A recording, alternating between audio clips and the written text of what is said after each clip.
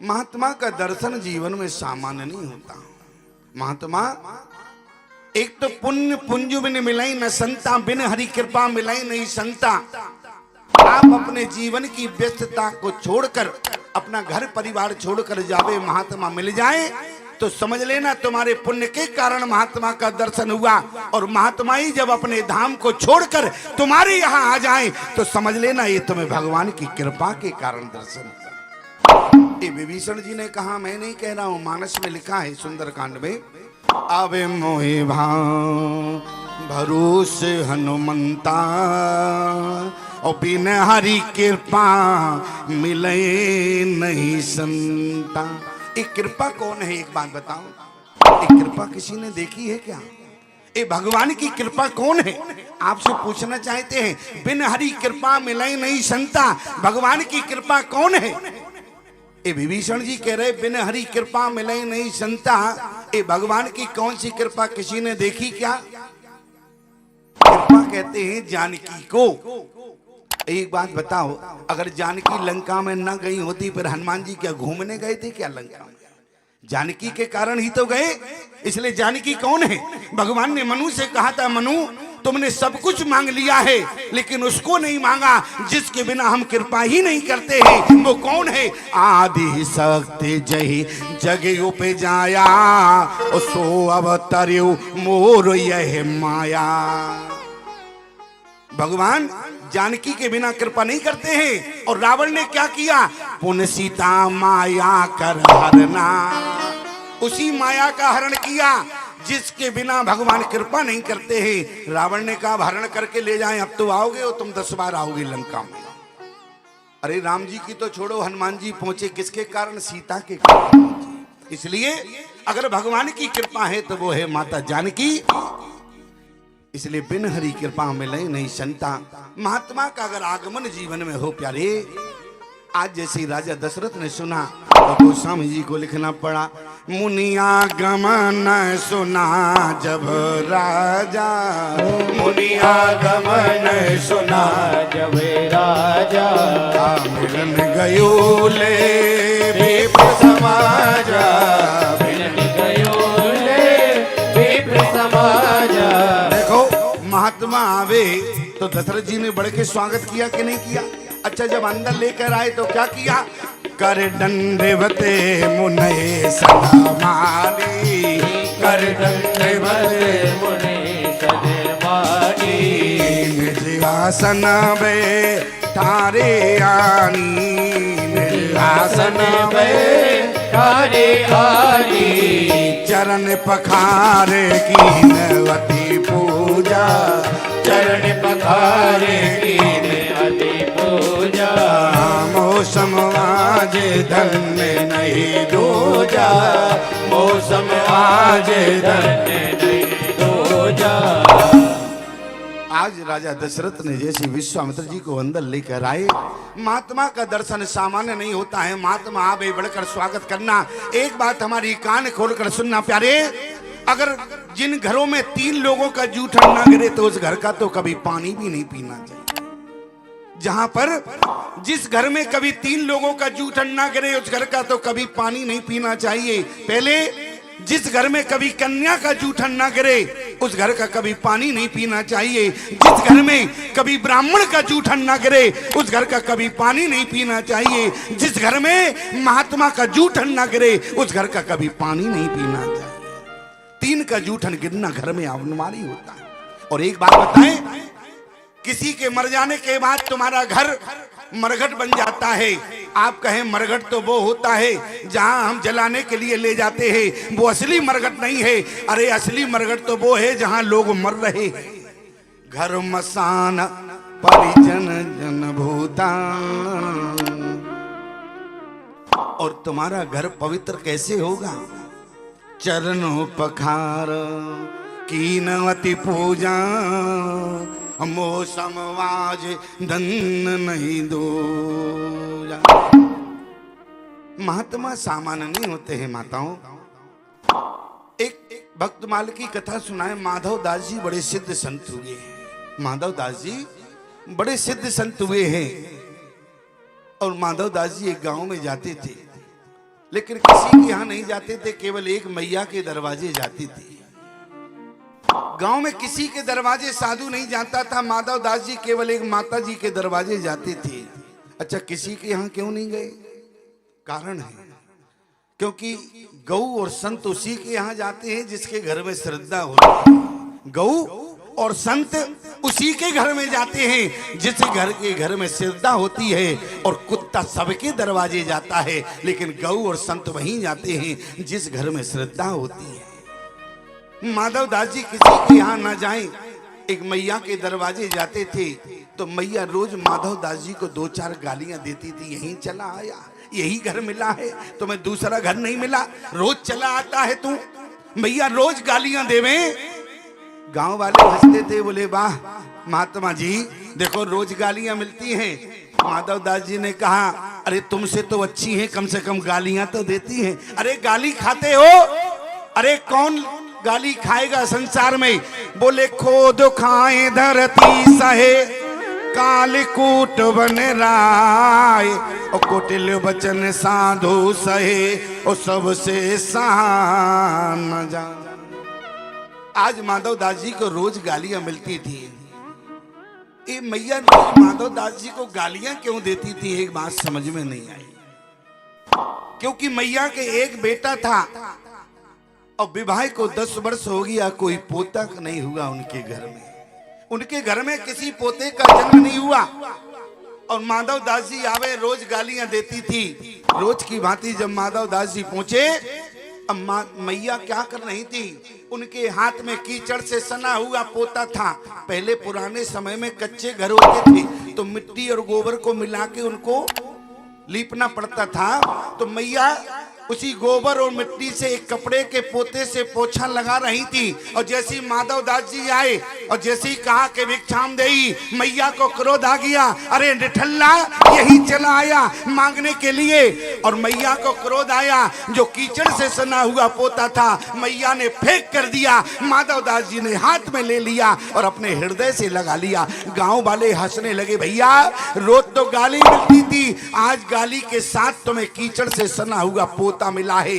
माधव दास जी ने कहा कि मैया आज तक तुमने कुछ नहीं दिया है, अगर आज तुमने कीचड़ से सना हुआ पोता दिया है तो जा तुम्हें भी भगवान पोता देगा। माधव दास आशीर्वाद देकर चली गई। अब क्या हुआ? बोले बहू गर्भवती हो गई। और जब बहू गर्भवती हो गई, पड़ोसन ने पूछ दिया, बहन आशीर्वाद लेने कहां गई थी? लोग आशीर्वाद लेने ना जाने कहां कहां जा रहे हैं। एक बात याद रखना, अगर महात्मा तुम्हारे घर बिन बुलाए चले आए प्यारे, तो समझ लेना तुम्हारी समस्त मनोकामना पूरी हो जाती है। आज माधव दास जी का आशीर्वाद घर में आ गया। पोता नहीं था, आशीर्वाद घर में आ गया। पड़ोसन ने पूछा कि बहू गर्भवती हो गई, आशीर्वाद लेने कहां गई थी? तो मैया ने क्या कहा, मैं आशीर्वाद लेने कहीं नहीं गई, आशीर्वाद तो घर में ही आ गया। कैसे? बोली पोता दियो न प्रेम से, पोता दियो न प्रेम से, रिश्वती पोता मार, सोई पुन्नन मेरे सखी, पोता खेलत द्वार। लेकिन मैया को चिंता भी लगी है। आप कहें किस बात की? अरे पोता हो गया, अब चिंता किस बात की है? चिंता इस बात की है, पोता तो हो गया, कहीं जुआरी और शराबी न निकल जावे। क्यों? पोता तो हो गया, अब कहीं जुआरी और शराबी न निकल जावे, इसलिए पड़ोसन से कह रही हैं, सहेली से अपनी, बोली पोता दियो न प्रेम से, रिश्वत पोता मार, सोई पुन्नन मेरे सखी, अरे पोता खेलत द्वार। जो मैं ऐसे संत को अरे देती प्रेम प्रसाद, तो मेरे घर उपजते जैसे ध्रुव प्रहलाद।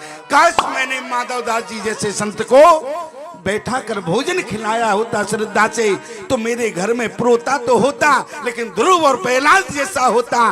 एक बात याद रखना, महात्मा का दर्शन सामान्य नहीं होता है। आपने श्रीमद् भागवत में जड़ भरत की कथा सुनी होगी, लेकिन एक संत का भाव सुनो। किसी ने कहा कि हिरण के बच्चे में आसक्ति होने के कारण, हिरण के बच्चे में आसक्ति होने के कारण हिरण बनना पड़ा। लेकिन इस संत का भाव है, संत किसी में दोष नहीं देखते हैं। संत सरल चित जगत हितम। और जब देखा हिरण के बच्चे को तो लगा कि ये तो 84 लाख योनियों में भटक रहा है, इसका कल्याण कैसे होवे। तो जड़ भरत जी उसको वेद पढ़ाएं, भगवान की कथा सुनाएं, लेकिन समझ में ना आए। क्यों? क्योंकि खग समझे खग ही की भाषा, कल्याण ना हो पाए। और जड़ भरत आज हिरण के बच्चे के लिए मानो जैसे हिरण बनकर आए। और अगर आपने जीवन में अध्यात्म आपके अंदर है, आप किसी भी योनि में जाएं, लेकिन आपका अध्यात्म कभी नष्ट नहीं होता है।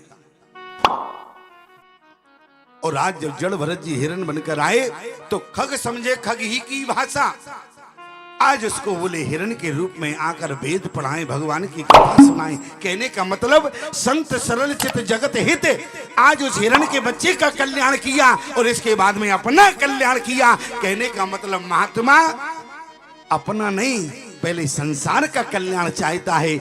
इसलिए विश्वामित्र महामुनि ज्ञानी, विश्वामित्र महामुनि ज्ञानी, विश्वामित्र महामुनि ज्ञानी, विश्वामित्र महामुनि ज्ञानी।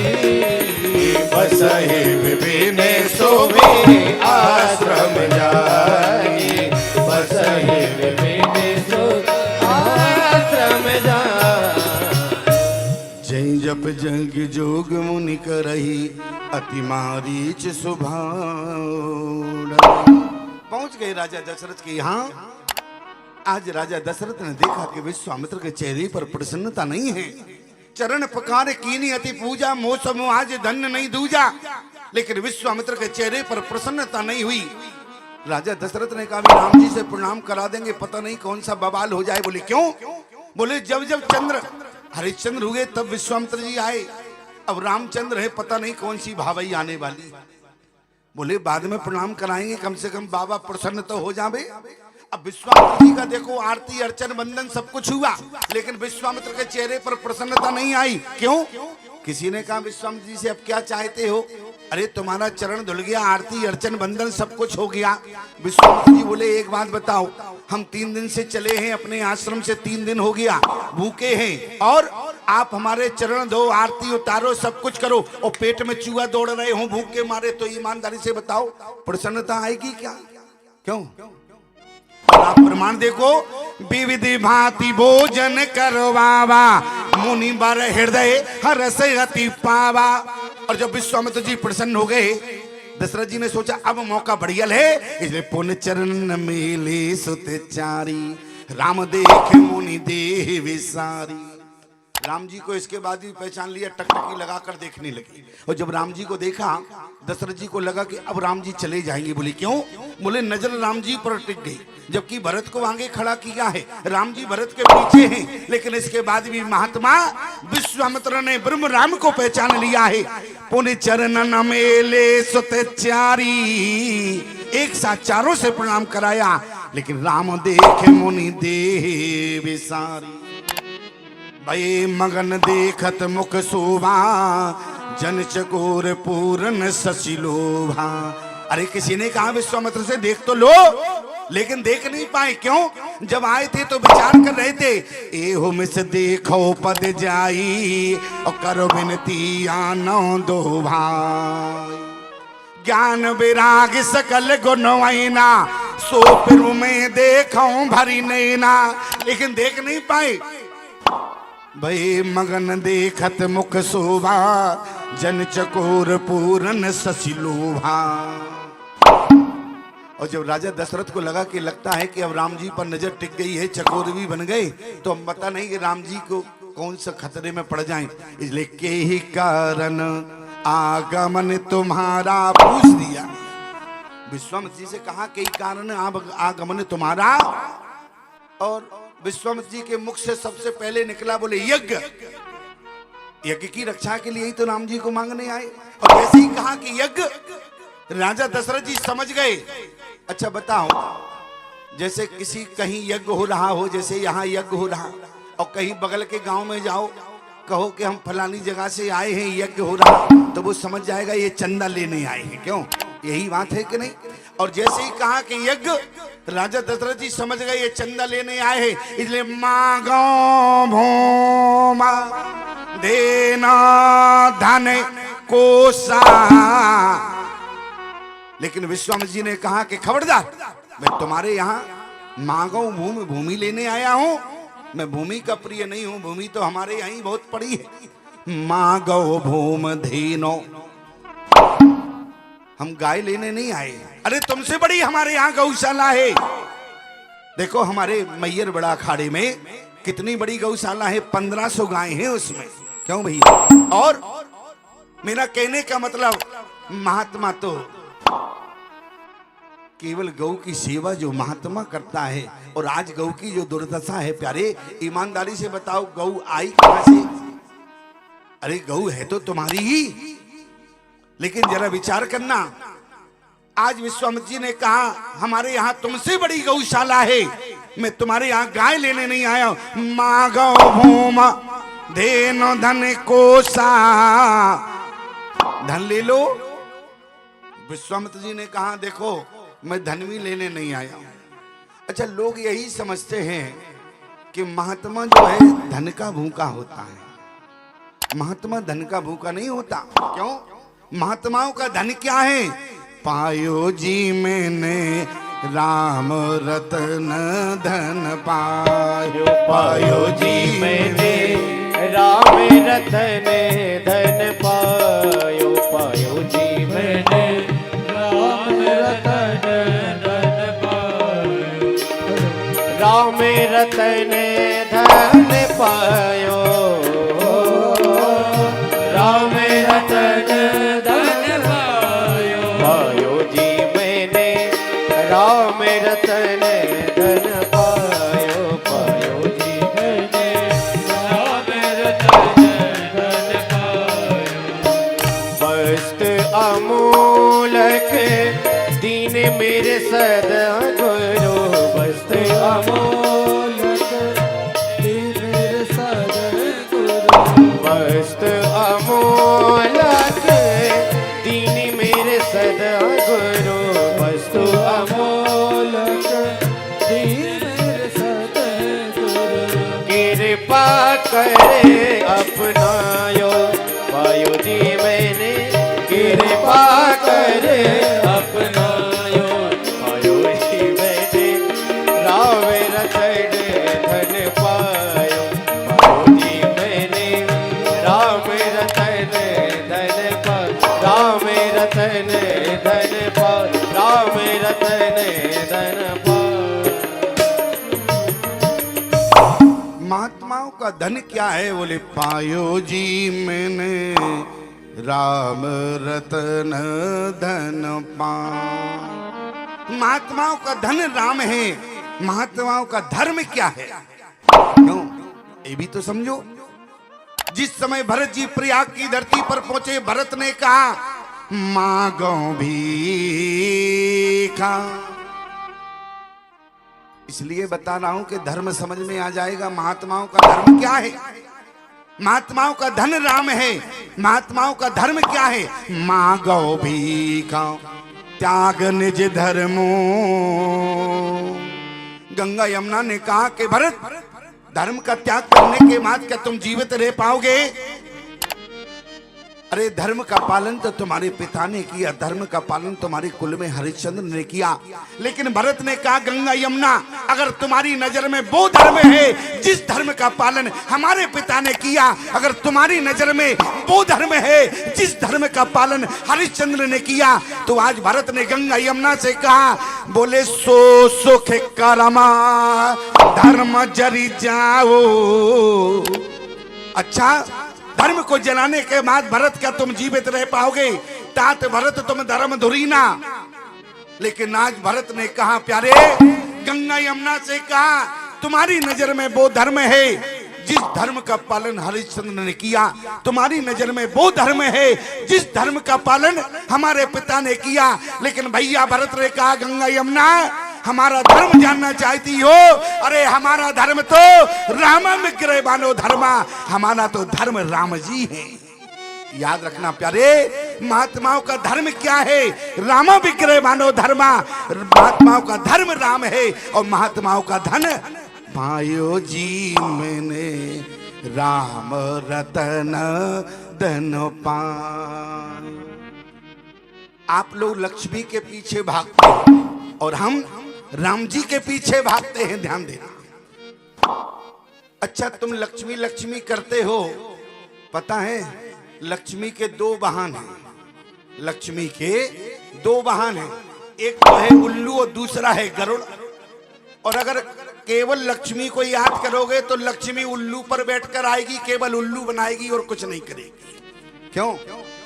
और अगर तुमने राम जी को याद किया तो ईमानदारी से बताओ, लक्ष्मी गरुड़ पर बैठकर आएगी और जो लक्ष्मी नारायण के साथ आएगी वो जीवन में कभी नहीं जाएगी प्यारे। इसलिए केवल लक्ष्मी को याद मत करना। एक व्यक्ति ने क्या किया, बोले लक्ष्मी जी को प्रसन्न कर लिया, क्योंकि ब्रह्मा जी ने एक मंत्र दिया तो मंत्र जपा, लक्ष्मी जी प्रकट हो गई। और जैसे लक्ष्मी जी प्रकट हुई तो उसने देखा लक्ष्मी जी का चरण जो है वो बहुत काला था। लक्ष्मी का चरण बहुत काला था। लक्ष्मी तो बहुत सुंदर है लेकिन चरण काला था।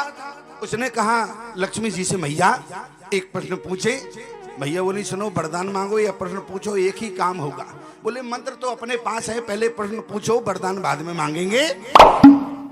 और जैसे ही मैया अंतर ध्यान हो गई, दोबारा मंत्र जपा तो फिर लक्ष्मी जी आई। तो जब देखा कि माता लक्ष्मी का मस्तक काला था, कहा कि मैया एक प्रश्न। मैया ने कहा प्रश्न पूछो या वरदान? तो उसने कहा मंत्र अपने पास है तो पुनः याद करेंगे, फिर लक्ष्मी जी आएंगी तो फिर वरदान मांग लेंगे। लेकिन उसने कहा मैया जी एक बात बताओ, आपके चरण काले हैं, आपका मस्तक काला है, आपका पूरा बदन सुंदर है, लेकिन कारण क्या है? लक्ष्मी जी ने कहा देखो, जो अत्याचारी, दुराचारी, पापाचारी हमारे चरणों में अपना मस्तक पटकते हैं, इसलिए हमारा चरण काला हो गया। और बोले आपका मस्तक काला क्यों है? बोली जो हमारे नारायण का चिंतन करता है, हम उनके चरणों पर अपना मस्तक पटकते हैं, इसलिए हमारा मस्तक काला है। ध्यान देना प्यारे, लक्ष्मी को अगर अकेले याद करोगे तो लक्ष्मी उल्लू पर आएगी और जीवन भर उल्लू बनाएगी और कोई काम नहीं करेगी। और अगर लक्ष्मी को तुमने नारायण के साथ याद किया तो लक्ष्मी गरुड़ पर आएगी। कहने का मतलब जीवन में कभी नहीं जाएगी।